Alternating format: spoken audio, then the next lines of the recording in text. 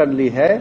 अन्य राज्यों में, पड़ोसी राज्य सहित, उत्तर प्रदेश सहित किसी भी राज्य में अभी तक ऐसे किसी नियम की जानकारी नहीं मिली है जिसमें उसी राज्य के व्यक्ति पात्र हों, दूसरे राज्य के पात्र नहीं हों।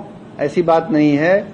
इस नियम के अंतर्गत बिहार के भी जो निवासी हैं वो उन राज्यों में पात्र हैं, अन्य राज्यों के निवासी भी उन राज्यों में पात्र हैं। अन्य राज्यों में भी यही स्थिति है कि स्थानीय राज्य का निवासी होने की शर्त नहीं है। इसके अलावा ये बात भी विचारणीय है कि 50% रिक्तियां आरक्षित रहती हैं। आरक्षण का नियम स्पष्ट है, जो आरक्षण का अधिनियम बिहार में है, सभी सेवाओं में लागू है कि आरक्षण का लाभ, आरक्षण के आधार पर चयनित होने का लाभ केवल और केवल राज्य के अंदर के निवासी को ही मिलता है। ये आरक्षण का नियम है, ये शिक्षक नियमावली में नहीं है, ध्यान देंगे। तो ऐसे भी चूंकि आरक्षण में ये नियम है और इस बार भी लागू होगा कि बिहार राज्य के अंदर के जो लोग हैं उन्हीं को आरक्षण का लाभ मिलेगा, तो 50% रिक्तियों पर तो आरक्षण के कारण बिहार के ही लोग चयनित होंगे। और बाकी पर जैसा मैंने बताया, पिछली बार का भी अनुभव है कि बहुत ही नाम मात्र को ही बाहर के लोग चयनित होते हैं। स्थानीय निवासियों को कोई उससे विशेष घाटा या नुकसान नहीं होता है। और अंत में ये बात समझने की है कि जिस तरह हम लोगों ने ओपन किया है कि देश का कोई भी नागरिक यहाँ अप्लाई कर सकता है, यही दूसरे राज्यों में भी है।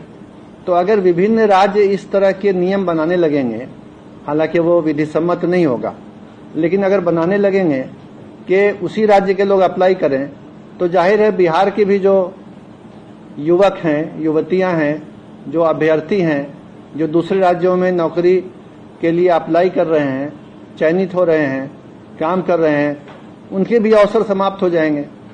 तो इसमें तो बिहार का भी घाटा है। अगर देखा देखी सभी राज्यों ने ये करना शुरू किया तो अवसर कम हो जाएंगे बिहार के अभ्यर्थियों के लिए भी। तो कुल मिला के ये किसी के हित में भी नहीं होगा।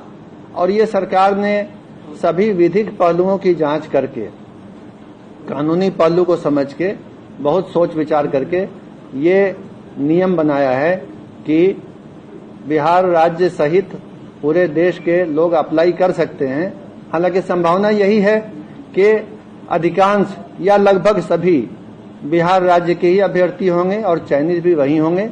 अगर बाहर के होते हैं तो संभावना है कि बहुत कम संख्या में नाम मात्र को ही चयनित होंगे और उससे बिहार के वासियों के हित पर कोई भी कमी नहीं आएगी, कोई क्षति नहीं होगी।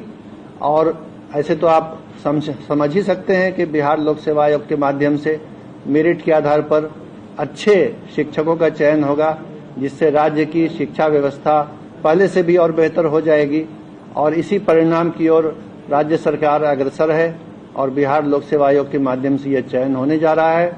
तो इन्हीं बिंदुओं पर स्थिति स्पष्ट करने के लिए मैंने आप सबको बुलाया है और उम्मीद करता हूं कि मैं अपनी बात को आपके सामने स्पष्ट रूप से रखने के लिए सफल रहा हूं।